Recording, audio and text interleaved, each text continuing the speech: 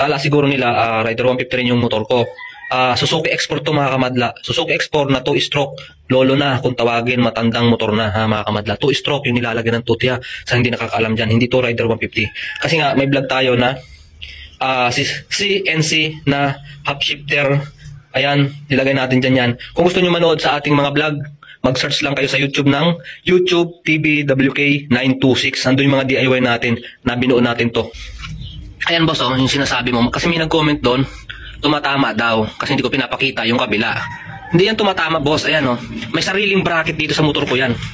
Yung ano na yan, half shifter na yan. Ayan o. Di ba alloy ito? Itong half shifter natin na CNC na may pangalan o. May alloy tayong ginawa na extension bracket na mga kamadla. Tapos plus, nakadikit yan dyan o. Winilding ko yan. May kabitan talaga yan. Sariling kabitan niya. Doon din sa kabila, ganun din. Papakita natin yon. Ayan o. O. Andyan lang sa yellow basket natin yung ano na yan. Yung half shifter natin. Rider 150 mga boss ha, mga idol, mga kamadla. Rider 150 na half shifter. Andyan sa yellow basket natin sa ibaba. Ayan. Kabilaan yan. Ikot tayo dito. Mahaba na yung videos natin.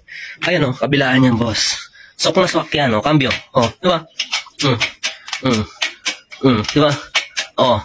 Sok na swak yan. Alin dyan yung mali. O.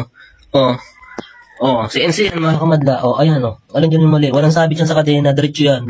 O, lalagay ko ba yan kung sasabit yan? Ayan o. Suzuki Export to mga kamadla ha. Hindi Rider 150. Para lang to doon sa naka-Suzuki Export na 2-stroke ha mga kamadla. Hindi sa Rider 150. Ha?